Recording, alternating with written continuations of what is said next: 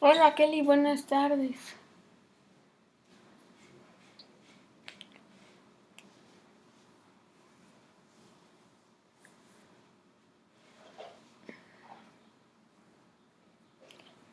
Ok, hoy vamos a ver microbiología diagnóstica y examen general de orina, ¿ok? El cuestionario de lo que fue Bacter y de microbiología diagnóstica, lo vamos a ver la próxima clase, ¿de acuerdo?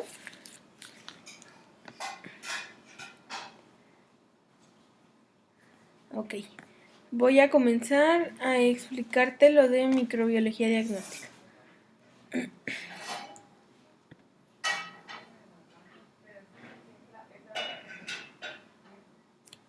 ¿Ya estás compartiendo pantalla? No sé. No, todavía no. Ah, ok, está bien. Kelly, dime, ¿cómo vas con tu estudiada? ¿Cómo vas? ¿Cómo? Perdón, ¿Cómo vas no con se escucha bien. con tu estudio, con tu Este, registro? ya con lo del registro, ya fui a servicios escolares Mhm, para hacerlo presencial. mhm, Con lo del estudio, pues, un poco hay más o menos, pues voy estudiando cada sesión que tenemos, pero sí se me complican algunos términos y algunas cosas que pues yo no había visto. Sí, te comprendo. Tú con confianza dime si no entiendes y yo me detengo a, a rectificar. Sí, está bien, gracias. Ok.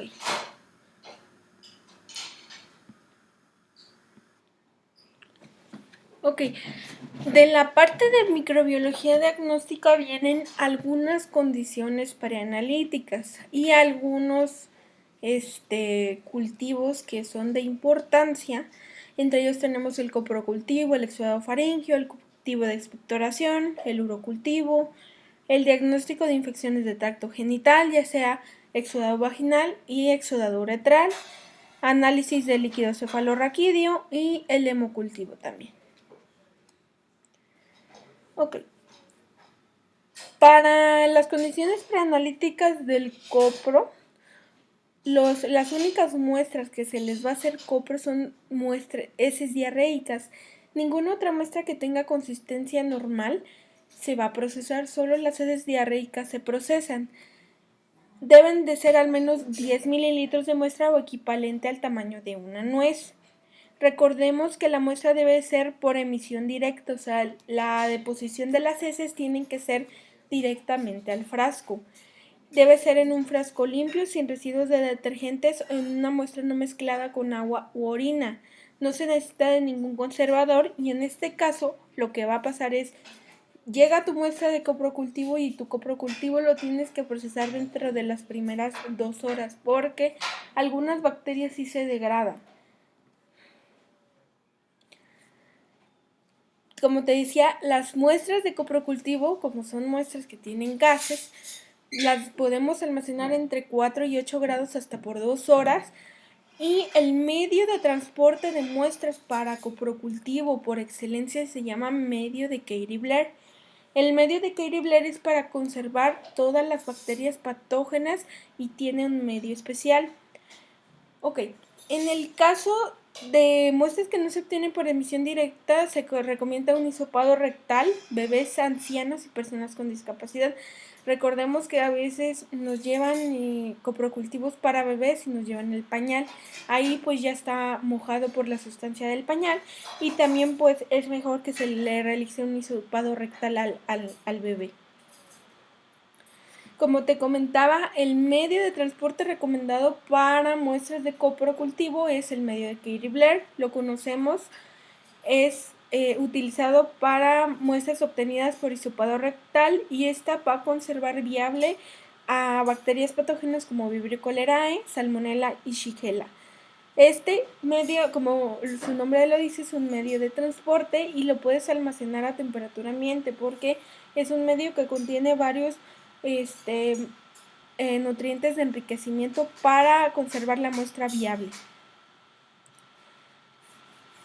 En el coprocultivo a veces se utilizan se tiene que enriquecer el medio de cultivo para recuperar microorganismos de interés.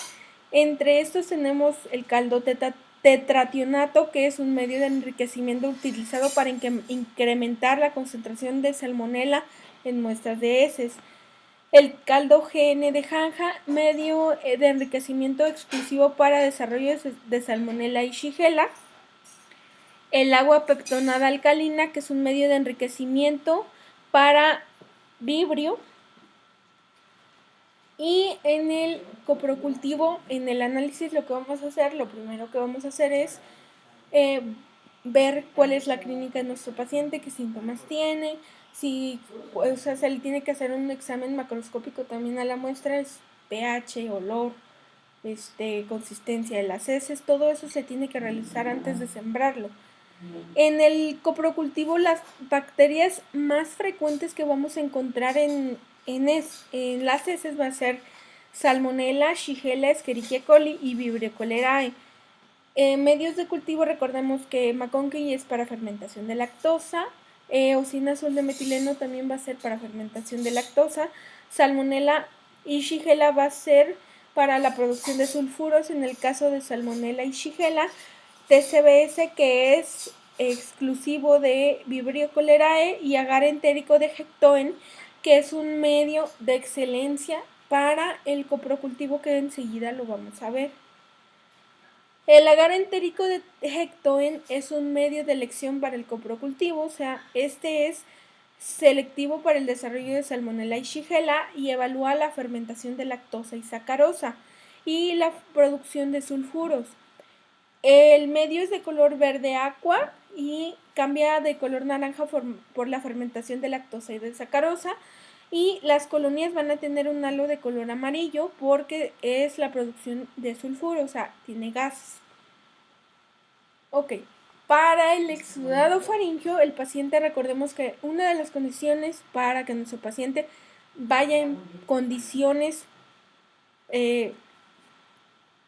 vaya en buenas condiciones, recordemos que nuestro paciente no tiene que estar en tratamiento de antibióticos, porque recordemos que si nuestro paciente está en tratamiento con antibióticos, pues no va a haber flora y entonces pues no vamos a tener un cultivo de buena calidad. No tiene que llevar ácido bucal, se tiene que tomar la muestra en las primeras horas de la mañana. Como te comentaba, conocer si está bajo tratamiento de antibióticos, porque recordemos que si nuestro paciente está bajo tratamiento de antibióticos, pues no va a tener flora normal, ni la flora patógena que llegue a presentar. Se utilizan dos hisopos, uno va a ser para el cultivo y otro va a ser para un extendido que se hace, o sea, la tinción de Gram. Se frotan vigorosamente la faringe y las amígdalas en las zonas donde se observan lesiones evidentes. Evitar tocar dientes, lengua y cara interna de las mejillas. En cuanto tomes la muestra, la tienes que inocular inmediatamente en los medios selectivos y diferenciales que enseguida vamos a ver. El exudado faríngeo se toma de esta parte, o sea, esta parte es la de donde se toman las muestras de exudado faríngeo. Si ves puntitos blancos o que está inflamada la garganta, efectivamente de ahí tienes que tomar la muestra. Y en caso contrario, la muestra, si no vas a procesar tu muestra y de inmediato la puedes almacenar en medio de Stuart hasta por 8 horas. El medio de Stuart, igual que el medio de Kerry Blair, es un medio de transporte. La muestra se conserva en refrigeración entre 4 y 8 grados y considerar la posibilidad de introducir dos hisopos, uno para la tinción y otro para el cultivo. El medio de Stuart-Amis es un medio de transporte para la mayoría de las muestras microbiológicas. Pues si no tenemos el medio especializado para coprocultivo, pues el medio de Stuart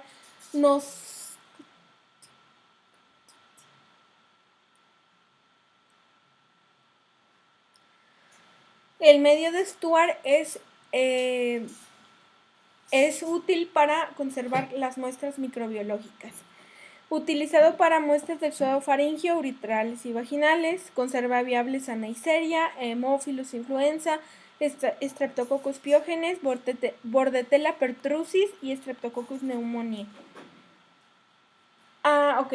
Algunos de los patógenos frecuentes que encontramos en exudado faríngeo, recordemos el Streptococcus pyogenes, que es uno de los principales causantes de la faringoamigdalitis. Staphylococcus aureus también, pero Staphylococcus aureus en menor probabilidad. Haemophilus influenzae también, que es un patógeno común en los exudados faringeos. Neisseria gonorrea, a veces puede haber infecciones de Neisseria en el tracto respiratorio y también infecciones micosis por cándida.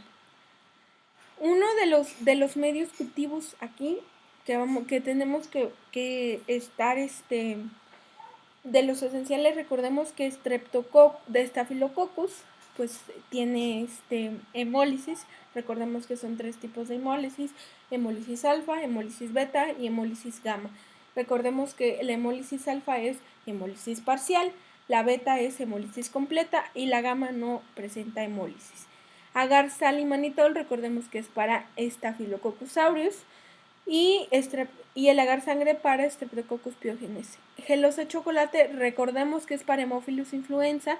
Haemophilus influenza, si les preguntan que en dónde se da mejor Haemophilus influenza, pues es en el agar gelosa chocolate. Y el saburó, recordemos que el saburó es un medio selectivo para micosis, que es cándida. El cultivo de expectoración es el cultivo que va a encontrar micosis sistémicas, Mycobacterium tuberculosis, algunos Streptococcus, neumonías, etc. Entonces, aquí lo que vamos a tomar es muestra recolectada en frasco estéril de boca ancha, y el esputo debe obtenerse por emisión directa sin contaminación con saliva. O sea, lo que quiero obtener aquí para mi cultivo de expectoración es, se puede decir, flema, para poder ver si hay bacilos ácidos alcoholresistentes, si hay coccus, si hay bacilos gram positivos, si hay gram negativos. En pacientes que degluten el esputo se realiza el lavado gástrico para poder obtener una muestra, o que estén en estado o en terapia intensiva. Pueden analizarse muestras de lavado bronquial, broncoalveolar y alveolar, porque son lavados con solución salina y ahí salen muchas flemas y se pueden analizar estas. Una vez recolectada la muestra se puede conservar entre 4 y 8 grados hasta por 12 horas. Ok, tomar porciones de la muestra compuesta, o sea que estén completamente verdes o que veas sangre ahí es donde vas a tomar tu muestra. Y si hay dificultad para expectorar, hay que hacer nebulizaciones con agua salina y glicerol para poder abrir las vías respiratorias. La muestra, lo ideal es siempre la inoculación inmediata de la muestra, como con todos los cultivos.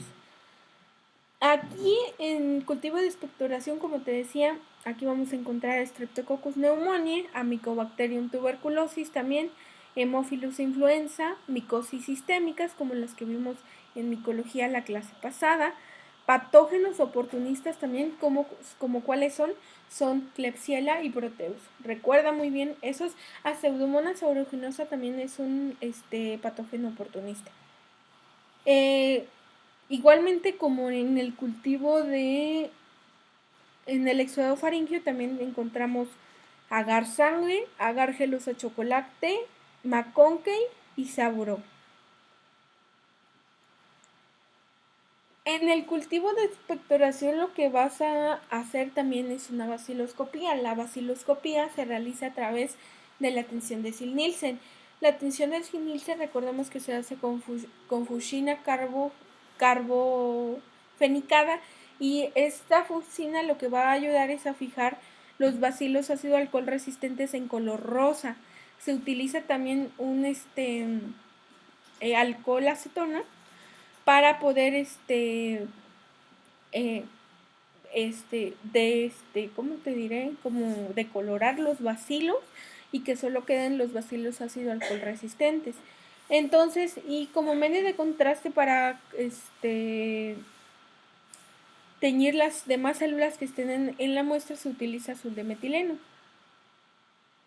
Aquí lo que vamos a hacer es necesario para observar campos útiles para el conteo, como los que se ven aquí. Pues aquí tengo varios bacilos y se cuentan uno por uno, y que contengan células bronquiales, leucocitos o fibras de moco. Es muy importante saber esto porque a la hora de que nosotros hagamos una baciloscopía y pues no sabemos cómo procesarla, pues tú ya vas a saber cómo procesarla. Se encuentran al menos 100 campos. O sea, si tú ves un campo que tiene varios leucocitos, células bronquiales o fibras de moco, pues tú cuentas ahí cuántos bacilos tienes. Y los criterios de diagnóstico es: los bacilos encontrados en la muestra se relacionan con la gravedad de la infección. Si no encontraste bacilos, el reporte va a ser negativo, pero aquí si en mi primer baciloscopía tuve 0, en la segunda ya tuve 10, pues contar los bacilos y reportar el número exacto. Pero si ya conté de 10 a 99 bacilos ácido alcohol resistentes en 100 campos, es positivo a una cruz. O sea, de 10 a 99 son positivo a una cruz. Si ya contaste de 1 a 10 en 50 campos, pues ya es positivo a 2 cruces. Y más de 10 en 20 campos, pues ya es positivo a 3 cruces. Ok, la baciloscopía se va a hacer seriada, o sea, se hacen tres muestras, una cada semana. La primera, pues contaste tantos bacilos y tienes que si contaste de 1 a 9, pues reportar el número exacto de los bacilos ácido alcohol resistente que encontraste. Si ya contaste de 10 a 99, pues igualmente, y así se hace con todas las baciloscopías. En el urocultivo, las condiciones preanalíticas les preguntan del urocultivo: recolectar en frascos estériles de boca ancha y el recipiente debe estar libre de agua y detergentes. Una de las condiciones preanalíticas es que el paciente necesita aseo de los genitales externos.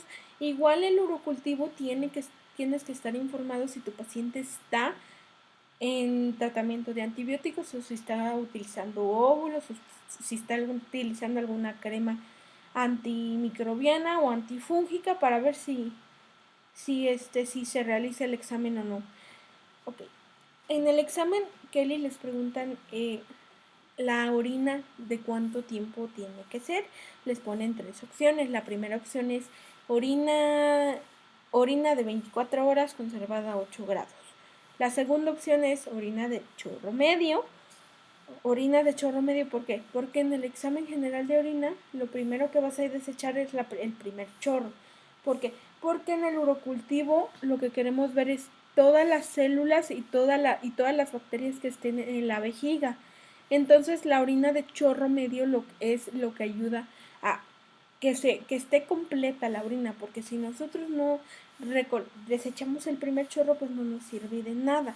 Tiene que ser orina de medio chorro, y así tener la orina completa. Pacientes femeninos y masculinos tienen que contar con 3 días previos de abstinencia sexual.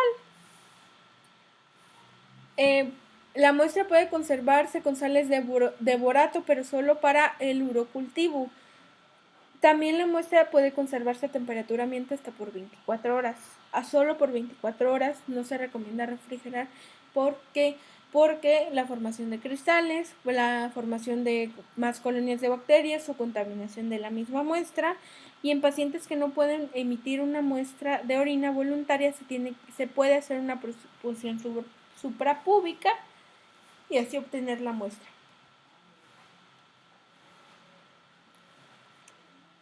Para el urocultivo vamos a encontrar patógenos frecuentes. La infección de vías urinarias más común es por Escherichia coli, a veces por Proteus también, Staphylococcus saprophyticus, recordemos que es también de infecciones de vías urinarias. Cándida también podemos encontrar aquí, Staphylococcus aureus, Pseudomonas aeruginosa también y Klebsiella también. Ok, para el análisis recordemos que tenemos el agar CLED, el agar sangre, el agar McConkey, el agar salimanitol y el agar saburo.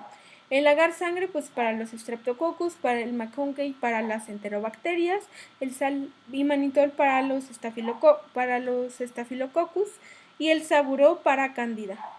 Ok, en infección urinaria a veces vamos a encontrar nitritos y leucocitos positivos en la tira y es necesario observar el sedimento urinario para ver qué células tenemos, si tenemos células de inflamación, si tenemos células del epitelio escamoso, si tenemos células del epitelio medio, si tenemos células renales, si tenemos eritrocitos.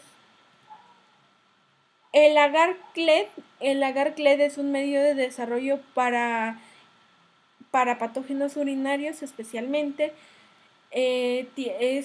Evalúan la fermentación de lactosa y cambia de color verde agua, cambia a amarillo por la fermentación de la lactosa e inhibe el desplazamiento de Proteus. Recordemos que Proteus hace swarming. El swarming recordemos que es la expansión de toda la bacteria por el medio de cultivo y que la única bacteria que vimos en Bacter es Proteus que la hace. Ok, para infecciones del tracto genital, infecciones de vías urinarias, infección vaginal, les preguntan cuáles son las condiciones preanalíticas para esto. 3 días de abstinencia sexual previos a la toma, aseo de genitales externos con agua y jabón, no utilizar antisépticos, duchas vaginales, cremas u óvulos previamente a la toma, y la toma se realiza con ayuda de un espéculo impregnado e hisopos estériles de algodón de todo el exudado producido. O sea, el exudado vaginal se va a tomar de las cámaras del cervix, se puede decir, y, o sea, de los fondos del saco del cervix donde se acumula el flujo vaginal. Y también no debe de estar bajo tratamiento de antibióticos. ¿Por qué? Porque recordemos que los antibióticos inhiben toda la flora normal de la vagina. La muestra se conserva en medio de Stuart hasta por 24 horas, entre 4 y 8 grados. Para Clamidia trachomatis, recordemos que Clamidia trachomatis es una bacteria no cultivable. Aquí tenemos que tener un cytobrush. No sé si los conoces, Kelly. Sí, creo que son como unos cepillitos. Los cepillitos, efectivamente. Y Clamidia trachomatis se tiene que tomar con esa. Efectivamente esto. Ok. Porque acuérdate que Clamidia trachomatis no se puede cultivar, pero puedes hacer BDRL y FTA-APS. Esas sí les preguntan en el examen. Kelly, quería preguntarte algo. ¿Quieres que ya te pase lo que va a venir en el examen para que tú vayas viendo? ¿Qué onda? Pues yo digo que sí pero o sea, es como exactamente eso es lo que puede venir. O sea, pues es que a mí me pasaron las fotos del examen de marzo y entonces pues es lo que viene, Pues sí, estaría bien. Sí, por favor. Sí, ahorita te lo mando porque ya lo terminé, porque se los estaba pasando, digo, no, a mí no se me hace padre que yo se los mande en fotos y que ustedes estén batallando ahí, no, se los pasé a Word y ya ustedes ya lo van a tener en Word. Sí, está bien para ya ir estudiando todo eso. Sí, o sea, por favor. las bases que yo tomo y son igualmente el examen, o sea, son cosas que pueden venir como no pueden venir. Digo, a mí me tocó otro gel, a ustedes les tocó un gel diferente. Sí. Entonces, pues para que yo te lo vaya pasando, ¿sale? Sí, está bien, gracias. Ok. Y seguimos con las infecciones de tracto genitales. Tenemos que verificar el aspecto, olor, consistencia de las secreciones. También tenemos que medir el pH también. Para menores de edad, la muestra solo se obtiene por la introducción del hisopo y no se tiene que hacer con el espéculo ni, o sea, solo pasas el hisopo alrededor del cervix y ya. Para el exudado uretral siempre son las mismas condiciones que para un exudado vaginal. La abstinencia sexual 3 días previos a la toma de muestra. Tenemos que ir con los genitales externos limpios con agua y jabón neutro. Las muestras se obtienen con un hisopo estéril súper delgado y se inserta en la uretra, se dan 3 vueltas y ya lo extraes. Se conserva en medio de estuara a 4 grados hasta por 24 horas y para clamidia trachomatis igualmente tenemos que insertar un cytobrush. Para exudado vaginal y exudado uretral vamos a encontrar Neisseria, treponema, clamidia, Candida albicans, Gardnerella. Y los medios iniciales van a ser agar sangre, agar Thayer-Martin y agar Saburo. Para el exudado uretral, recordemos que a veces las mujeres, como tenemos mucha más flora, pues podemos desarrollar todas estas infecciones. En los hombres, pues a veces también. Los patógenos frecuentes pues son Neisseria, treponema y clamidia en el caso de los hombres. Igualmente en el exudado uretral vamos a utilizar agar sangre, Thayer-Martin y agar Saburo. Para el análisis del exudado vaginal vamos a ver pruebas complementarias al cultivo. Va a ser el examen en fresco, es observación de levaduras y tricomonas vaginales, o sea, si hay presencia de tricomonas vaginales que no está clasificada como una bacteria, pero es un parásito. Se transmite por relaciones sexuales. Y la tensión de Gram, observación de bacterias intracelulares, como en el caso de Neisseria, que puede invadir el citoplasma de la bacteria, células clave y lactobacillus. La prueba de aminas se utiliza para detectar presencia de Gardnerella vaginal. Gardnerella vaginales va a producir una reacción con las aminas, se agrega un poquito de aminas y produce un olor espantoso que libero. El cultivo del líquido cefalorraquídeo, como ya vimos las condiciones preanalíticas en el análisis de líquido cefalorraquídeo la muestra se obtiene por punción lumbar. La muestra de líquido cefalorraquídeo se destina para el examen citológico, microbiológico y químico. O sea, de un tubo se tiene que hacer el examen citológico, o sea, el examen en fresco, la observación en fresco. Del otro tubo tenemos que hacer la muestra de la siembra de la muestra, y el químico, pues como ya vimos en el análisis del líquido cefalorraquídeo, lo que vamos a ver aquí es glucosa, proteínas, presencia de células, de glóbulos blancos también. Esta muestra se puede conservar a temperatura ambiente hasta por 3 horas. Y aquí se necesitan al menos 3 mililitros de muestra para la siembra en todos los medios de cultivo. Todas las muestras de líquido cefalorraquídeo son de alto riesgo y deben ser procesadas en una campana de bioseguridad de clase 2, al igual que las micobacterias como Mycobacterium tuberculosis. Ok. Para el análisis de líquido cefalorraquídeo, Neisseria meningitidis es uno de los más comunes. Hemophilus influenza también, Streptococcus pneumoniae y Cryptococcus neoformans. Cryptococcus neoformans es un hongo, es una micosis sistémica. Y los medios de cultivo que vamos a encontrar aquí es gelosa chocolate, Thayer-Martin, Saburo y agar sangre. Ok, para el hemocultivo, recordemos que el hemocultivo tiene 2 tipos de botellas, para bacterias aerobias y para bacterias anaerobias. Esta es por punción venosa directa, o sea, y en 3 puntos distintos y lejos de dispositivos de canalización, porque algunos, recordemos que los dispositivos de canalización a veces tienen antibióticos o le están pasando antibiótico al paciente, pues ya no vamos a ver crecimiento.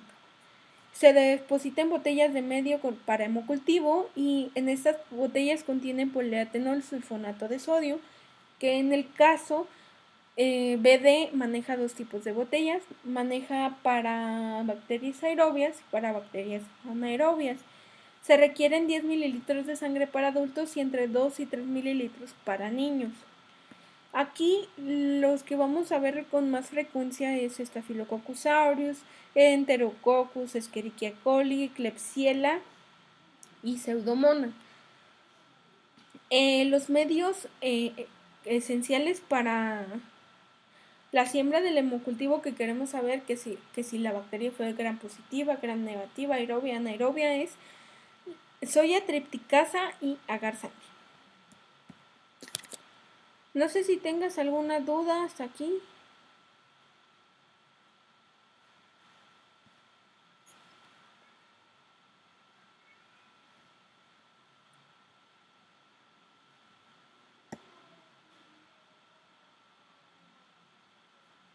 Ok, continuamos con el examen general de orina. El examen general de orina lo que vamos a ver es condiciones preanalíticas de la muestra, evaluación macroscópica, análisis físico-químico, análisis microscópico, cristales, sedimento urinario, cilindros. Ok.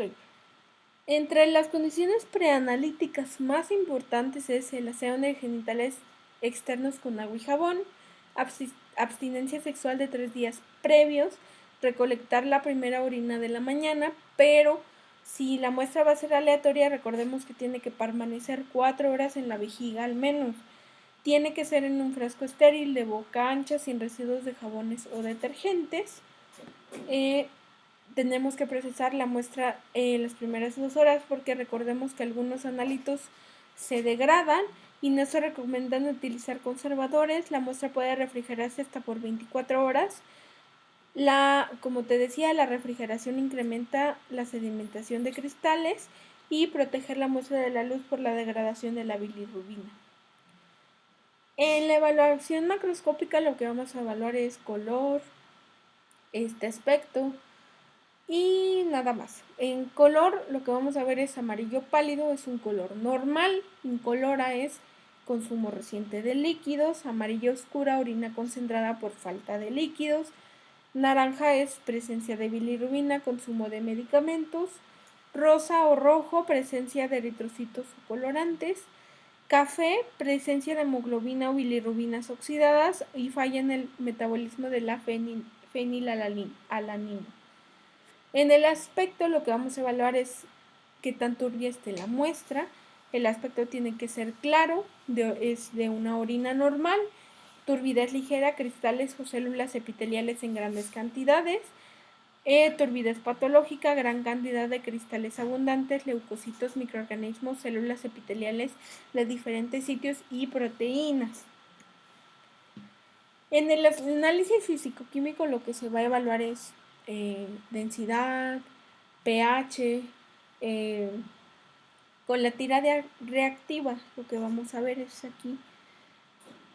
En la densidad lo que vamos a ver es determinar la presencia de solutos de orina y el estado de hidratación del paciente. O sea, la orina, de la densidad lo que va a evaluar es qué tan hidratado está el paciente y puede ir de 1.010 a 1.025.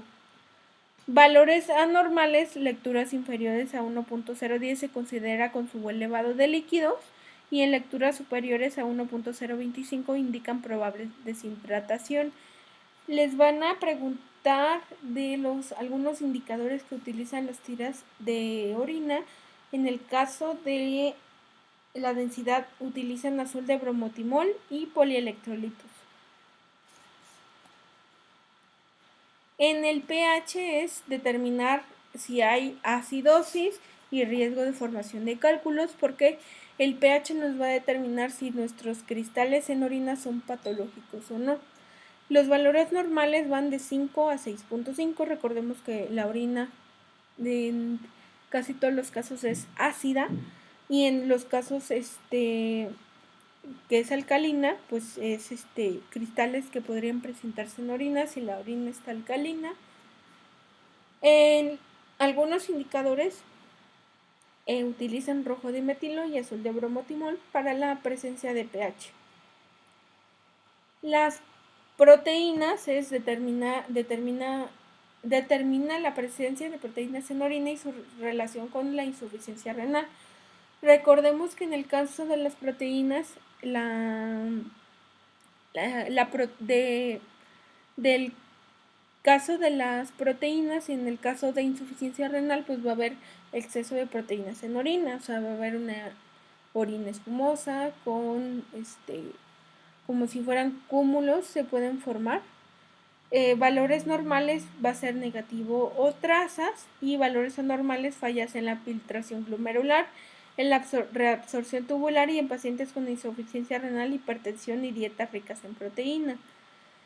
Se puede confirmar añadiendo ácido sulfosalicílico al 3% y el indicador utilizado para determinar proteínas es azul de tetrabromofenol. La glucosa verifica la eliminación de la glucosa en orina debido a hiperglicemia o fallas en reabsorción. Los valores normales van a ser negativos, valores anormales va a ser diabetes mellitus, pancreatitis, cáncer pancreático, enfermedad renal avanzada y dietas ricas en carbohidratos. Los detergentes pueden producir falsos negativos. El indicador utilizado para determinar glucosa es glucosa oxidasa, peroxidasa y yoduro de potasio. Las cetonas es un evaluador de la utilización de los lípidos como fuente de energía cuando la glucosa no está disponible. La elevación de las cetonas se va a producir en ayunos prolongados, diabetes descompensadas, alteraciones pancreáticas y fiebre. El indicador utilizado aquí va a ser nitroprusiato de sodio y sulfato de magnesio. La presencia de sangre es presencia de eritrocitos, que se llama hematuria, o hemoglobina, hemoglobinuria. Los valores normales van a ser negativos. Valores anormales, hematuria es por daños en el tracto urinario. La hemoglobinuria es por destrucción de eritrocitos dentro de los vasos sanguíneos en la orina. Y indicadores es hidroperóxido de sodio, de 3,3,5,5 tetrametilbenzidina. Para la bilirrubina es evaluar la función hepática, por decir si ya el paciente está arrojando bilirrubina en orina, es pues que ya no está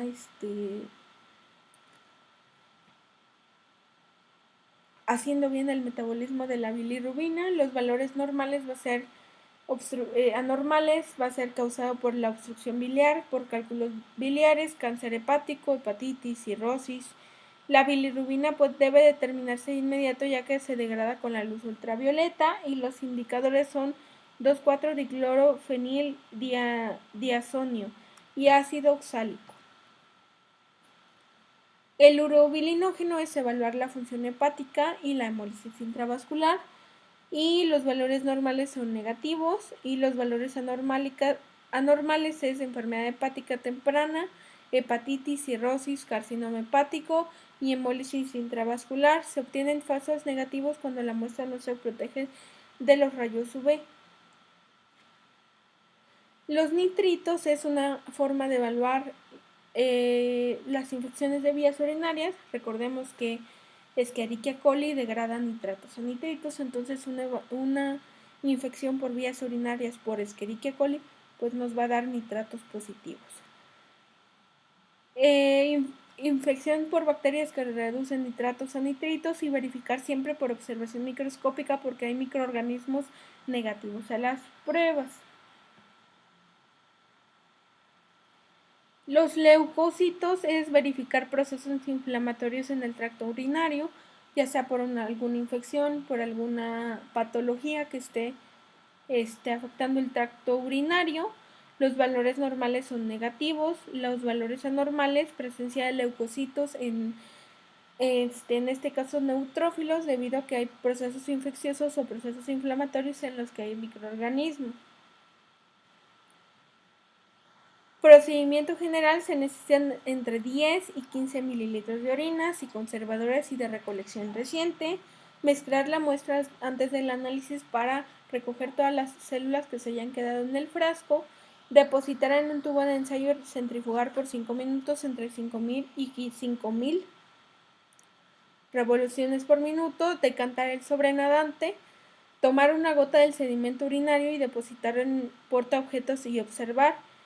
En el caso del examen general de orina, la atención más utilizada es Steimer-Malvin, que te va a dar un color rosita, rojo, para observar células y bacterias. En el análisis microscópico de la orina vamos a encontrar eritrocitos, bacterias, células, cilindros,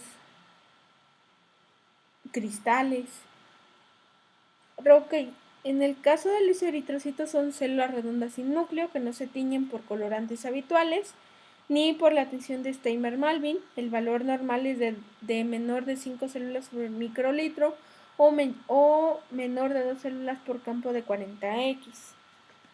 Los eritrocitos, si existen eritrocitos en orina, es relacionar con el color y el examen químico, o sea, si hubo presencia de hemoglobina o de sangre, o si la orina está de color rosita o rojo. Los eritrocitos pueden aparecer crenados debido a las orinas con alta densidad o eritrocitos lisados por falta de solutos, o sea, eritrocitos crenados que están como inflados con orinas de alta densidad, y eritrocitos que están lisados por falta de solutos, o sea que el paciente está deshidratado y pues se lisaron los eritrocitos. Los eritrocitos a veces aparecen deformados y estos por lesiones renales. Cuando tienen forma normal son lesiones de vías urinarias bajas. Ok, cuando el eritrocito pasa por el túbulo renal, a veces como el túbulo renal es una como mallita, pues se deforma y entonces lo que va a pasar es que va a haber eritrocitos de infección de vías urinarias altas. Los leucocitos más grandes que los eritrocitos, el núcleo se tiñe de color morado con Steimer-Malvin. Valores normales es de 1 a 3 leucocitos por campo. Más de 3 leucocitos por campo va a ser una infección ya de vías urinarias. Leucocitos se distinguen fácilmente por tener un núcleo lobulado y de movimiento browniano, y los principales leucocitos son neutrófilos en presencia de alguna infección. Los leucocitos en ocasiones forman aglomerados con fibras de moco que se le llaman piocitos. Los piocitos pues son cúmulos de leucocitos con moco, o sea que se unieron unos con otros y forman estos cúmulos. Las células epiteliales no son células muy grandes con núcleo que se tiñe de color morado y no tienen valor diagnóstico. O sea, estas células cuadraditas no tienen valor diagnóstico, pero a veces pueden venir en la orina. Las células epiteliales rodeadas por bacterias, cuando hay citólisis, pues revelan una infección activa. En este caso, pues se ve que las bacterias invadieron el citoplasma de la bacteria y hay una infección activa. Las células renales son células redondas, más pequeñas, tienen menor contenido de citoplasma que las células epiteliales y son redonditas. Estas tienen valor diagnóstico ya que su presencia revela daño en los túbulos renales, o sea, estas las va a emitir el túbulo renal cuando haya presencia en orina. Las bacterias, el valor diagnóstico depende del número, si hay también leucocitos, eritrocitos o células epiteliales con citólisis. O sea que si tenemos un examen general de orina con citólisis bacteriana, con leucocitos y eritrocitos, pues estamos hablando de una infección. Levaduras pueden presentarse en muestras contaminadas con flujo vaginal, sin embargo casi siempre tienen valor diagnóstico. Se pueden haber a veces esporas, a veces se pueden ver hifas de algún hongo, pero la mayoría de las veces solo se ven levaduras. Ok. Para los cristales del sedimento urinario, lo que vamos a ver es cristales de orina ácida y cristales de orina alcalina. Los normales son uratos amorfos, oxalato, ácido úrico, oxalato de calcio monohidratado y oxalato de calcio dihidratado. Los patológicos son cistina, colesterol, tirosina, leucina y bilirrubina. Los uratos amorfos tienen forma de gránulos de color amarillo pardo, en ocasiones se confunden con cilindros granulosos, se sedimentan en orinas refrigeradas y de pH mayor a 5.5. Los cristales de ácido úrico pueden ser cristales amarillos o cafés en forma de árbol o placas de 4 caras como estos, o trapezoides de 6 caras, aparecen en leucemias, gota y en orinas de pH menor a 5.5. El oxalato de calcio monohidratado son cristales claros refringentes en forma ovalada o de mancuerna de gimnasio de hueso, frecuentemente en litiasis renal, en intoxicaciones por etilenglicol. Litiasis renal pues son cálculos en el riñón y pues se pueden ver así. El oxalato de calcio dihidratado son cristales cuadrados refringentes que asemejan un sobre de carta o dos pirámides unidas por la base, presentes en litiasis renal e intoxicaciones por etilenglicol. Los cristales de cistina son cristales hexagonales incoloros y que pueden confundirse con cristales hexagonales de ácido úrico, presentes en pacientes con cistinuria, que es un padecimiento genético, y son unos cristales muy bonitos que son en forma de hexágono. El colesterol son cristales transparentes, rectangulares, con bordes en escalera, frecuentes en pacientes con lipiduria, o sea que tienen presencia de grasa en la orina, que estos cristales se tienen que rectificar con un perfil de lípidos. Tirosina, cristales incolores de forma de agujas finas que se agrupan en rosetas o conglomerados, presentes en pacientes con falla hepática severa o alteraciones en el metabolismo de la tirosina.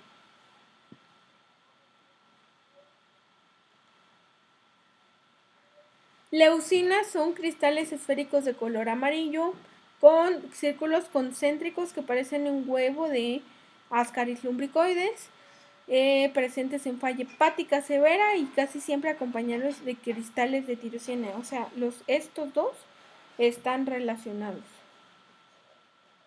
Los cristales de bilirrubina son cristales de color amarillo pardo en forma de agujas agrupadas en penacho o rosetas.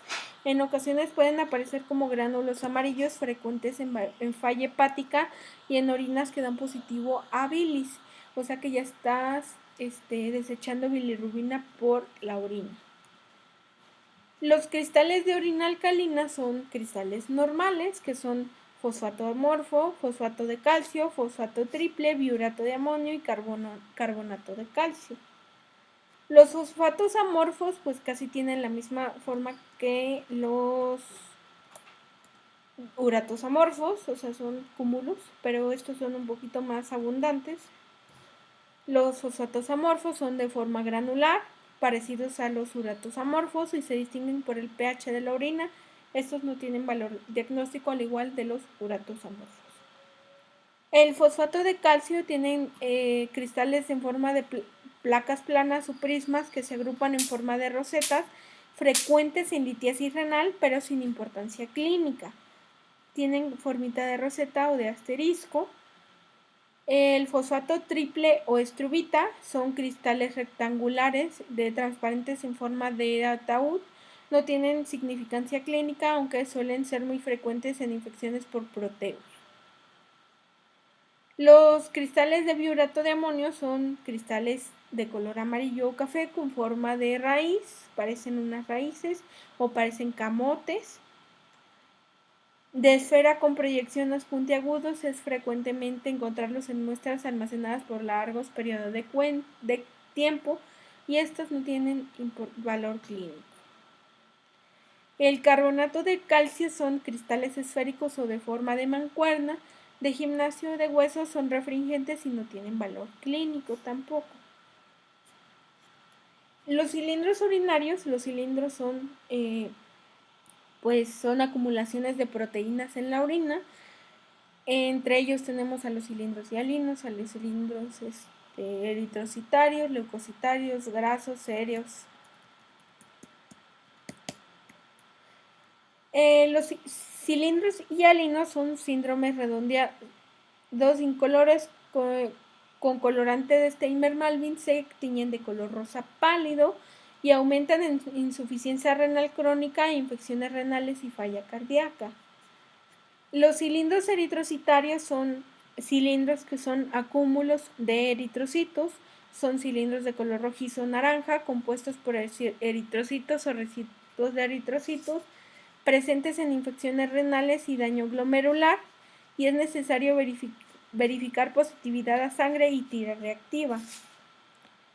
Los cilindros leucocitarios son cilindros grandes compuestos de neutrófilos, se observan núcleos lobulados y indican procesos inflamatorios en el riñón. Los cilindros grasos son cilindros compuestos por una matriz de proteínas con gotas de grasa adherida y se tiñen con tinciones específicas presentes en insuficiencia renal. O sea, la proteinuria pues puede causar cilindros grasos, o sea, son cúmulos de proteínas y en ellos se pegaron gotitas de grasa encima de ellos y pues se dicen que son cilindros grasos. Los cilindros serios son cilindros con bordes quebradizos y sin inclusiones o elementos contenidos, son refringentes y se observan mejor con colorantes, indican insuficiencia renal crónica en etapas avanzadas. El recuento de Addis-Hamburger es con orina, se puede hacer con orina de 2, 8 o 24 horas. Se tiene que desechar la primera orina de la mañana. Se tiene que tener una abstinencia sexual de 3 días, recolección en frasco limpios y conservadores. El paciente debe acudir en ayuno para determinación de creatinina porque el recuento de Addis-Hamburger lo que hace es relacionar la creatinina en orina y la creatinina en sangre. Y igualmente, como te decía, consiste en contar cilindros y células por mililitro de orina. Se mide la cantidad de orina y se relaciona con cilindros y células. La orina tiene que tener proteinuria, se relaciona con valores de creatinina en sangre y es útil para evaluar la evolución de pacientes con insuficiencia renal crónica. No sé si tengas alguna duda, alguna pregunta. Ok, bueno, la siguiente clase vamos a ver parasitología e inmunología. Y pues seguimos en contacto. Igual el cuestionario también será para la siguiente clase. Sí. Ah, ok, sí, está bien. Bueno, cuídate. Gracias. Hasta luego.